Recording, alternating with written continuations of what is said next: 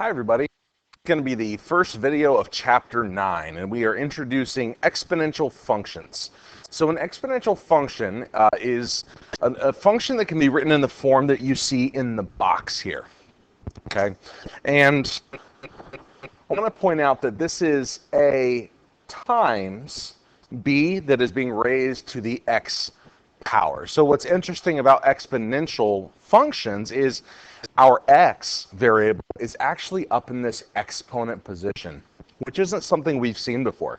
We've seen x raised to powers like x squared in quadratic functions, but we've never actually seen x in the exponent position. So these a and b variables that you see are actually going to be numbers. So a is going to represent the initial value, kind of our starting amounts, our y-intercept, another way you can think about it. And b is going to be something we call the common ratio, which is going to be the number that we're multiplying by from one value to the next. Because when we have an exponential function, and let me give you an example here. Let's say I had 3 times 2 to the x power. That means that I am going to multiply by 2 a certain number of times and then take all of that and multiply it by 3 if we're following our order of operations. So let's say we had a number plugged in for x here. Let's say that our x value was 4. That means if I'm following my order of operations, I'm going to raise 2 to the 4th power first, which means I'm going to do 2 times 2 times 2 times 2, which is 16. And then I'm going to multiply by 3 next. Right? Order of operations, we take care of exponents first, and then we can do multiplication. So we would end up with 48 here. So anytime we have an exponential function, we have this repeated multiplication. Okay, so that b value is really the number that we're multiplying by over and over and over. So a lot of the times what we'll do is we'll look at a function, we'll look at a table of values and determine, is this an exponential function? Because we've looked at linear, quadratic. Exponential is a new type of function. We need to be able to distinguish what kind of function we're working with. So when we're looking at a table of values, and if we're trying to whether or not it's exponential, we're looking to see if we see that repeated multiplication in our y values. So for the first table, right, we can see that the x value is just going up by 1 each time. But to get from one y value to the next, right, to get from 5 to 10, we multiply by 2. To get from 10 to 20, we multiply by 2. To get from 20 to 40, we multiply by 2. So since we're multiplying by 2 every single time, that's what shows that, hey, this table is representing an exponential function. So now we need to write an equation for that, and that's the trickier part. So remember, in our function here, in this form for an exponential function, a represents the starting amount, and b represents the number that we're multiplying by over and over and over. So the b value is easier to see. We can see we're repeatedly multiplying by 2. So in our function, b is going to be 2. So we'll have something times 2 to the x power. We just have to figure out what that a value is. Okay. And remember, I said it's the starting amount, the initial value. We can also think of it as the y-intercept here. When we have an x value of 0, we're starting with a y value of 5.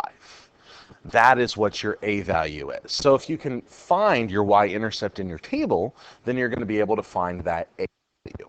So our function would be 5 times 2 to the x power. Right, for the second one here, again, my x values are increasing by 1 each time.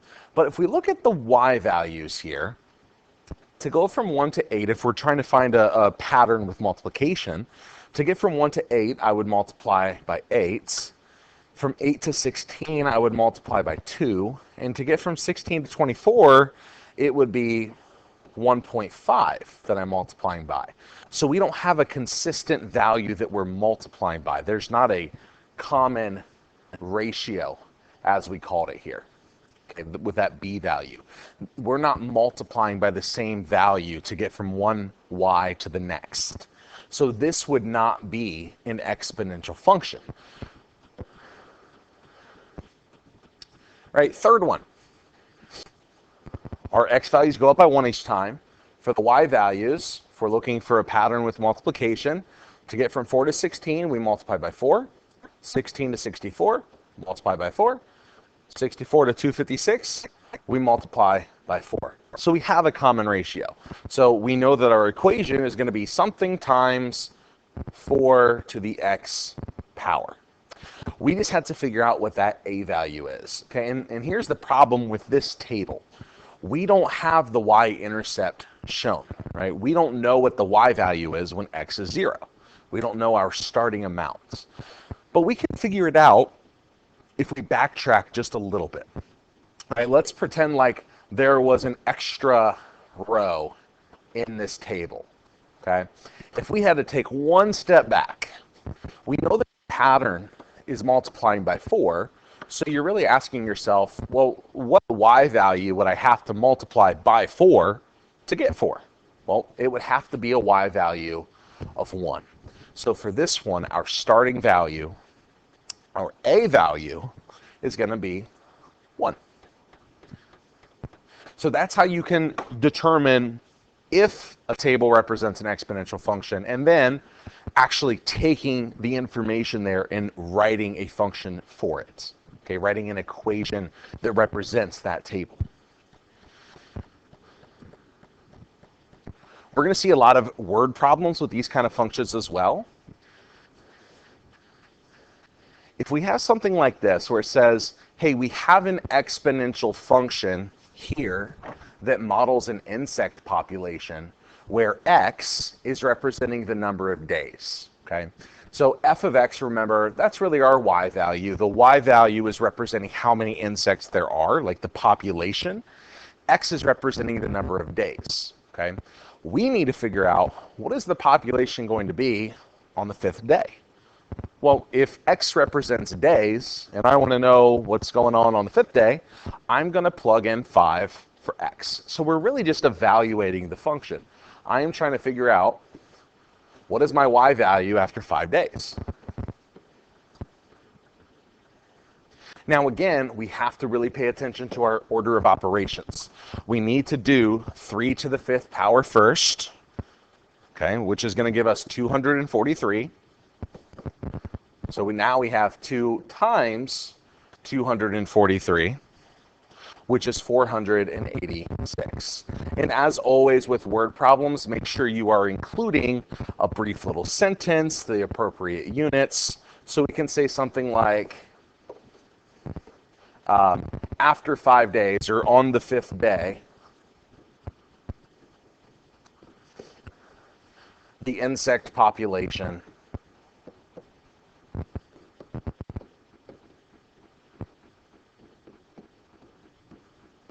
is 486. All right, that is it for this video. We will see some more applications soon. Okay, but exponential functions, I want you to remember, we're thinking of patterns with multiplication here. Have a great rest of your day.